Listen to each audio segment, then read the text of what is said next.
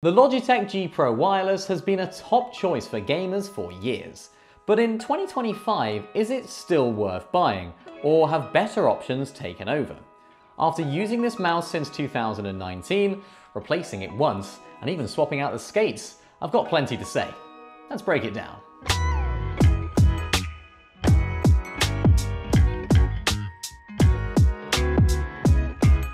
I first picked up the G Pro Wireless in November 2019 after upgrading from a terrible old gaming mouse. I don't even know what it was called. I had just switched from console to PC and wanted something lightweight, fast, and reliable, especially for Fortnite and other competitive games. At first, I didn't actually like it.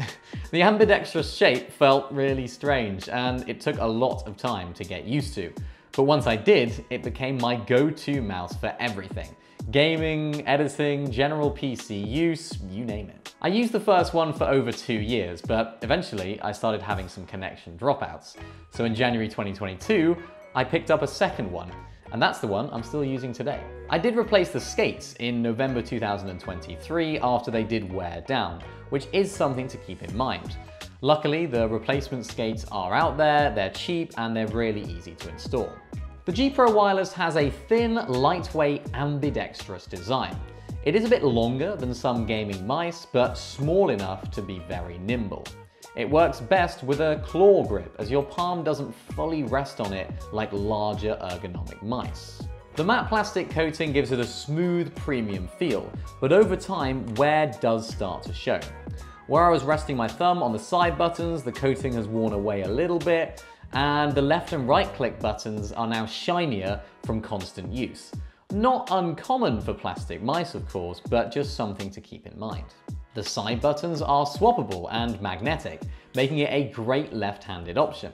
Magnetic covers keep the unused side clean, and while there are only 2 programmable buttons per side, it's great for FPS players, though not ideal for MMO users who do need more buttons. The scroll wheel has a really nice balance to it. It's not too stiff, it's not too loose, no free spin mode like productivity mice, but it's precise and really consistent. The clicks are crisp, responsive, and I've never had any double clicking issues. On the bottom of the mouse, you'll find the power switch and the DPI button, which are placed out of the way to avoid accidental presses. One downside, of course, is the micro USB charging port.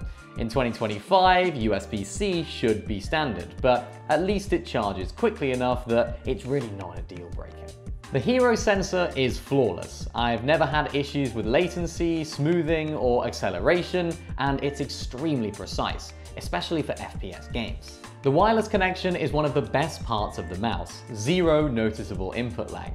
However, you do need to have the receiver on your desk for the best connection. I've seen so many people just plug the receiver into the back of their PC and wonder why it's dropping out. I have had occasional dropouts in the past, but replacing my first unit did fix that. Battery life is incredible. Logitech claims 65 hours, and to be honest, that's pretty accurate. It also charges really quickly, so you never even have to think about the battery life. If it does run low, you can even use it while charging, but I do try and avoid that because I like the freedom. Now, of course, no mouse is perfect. There are a few things to consider before picking this up. Firstly, the coating does wear down over time. After years of use, I've noticed the area where I rest my thumb has lost some texture, and the left and right buttons have become a little bit shinier. That's not too uncommon for plastic mice, but definitely something to keep in mind if you care about that long-term durability. Another thing to note is the side buttons. While they're customizable and great for FPS players, you only get 2 on each side, so if you play MMOs or games that require a ton of extra buttons, this may not be the best fit. Then there's the charging port, micro USB instead of USB-C. It's not a huge issue since the battery lasts so long and charges quickly, but at this point, USB-C should be standard on premium mice. And finally, while the wireless connection is fantastic, you will of course need to have the receiver on your desk. If it's too far away, you may experience the occasional dropouts, which I've definitely had happen in the past. So should you buy this mouse in 2025? The Logitech G Pro Wireless is absolutely still worth it in my opinion. While newer mice like the G Pro X Superlight do exist, I actually prefer the heavier feel of the original G Pro Wireless. Just gives me a bit more control, I find. And now it's way cheaper. It used to cost £150, but now you can get it for around £90, making it an absolute steal.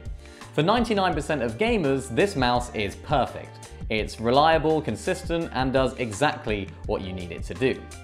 That being said, if you do need more buttons and you play a lot of MMOs or something along those lines, then this might not be the mouse for you. But for FPS, streaming, or general gaming, this is still one of the best wireless gaming mice on the market. Would you still buy the G Pro Wireless today, or is there a better alternative? Let me know down in the comments section down below, and of course, if you found this review helpful, don't forget to like and subscribe. Make sure to check out this video on the screen right here for another amazing video, and we'll see you in the next one.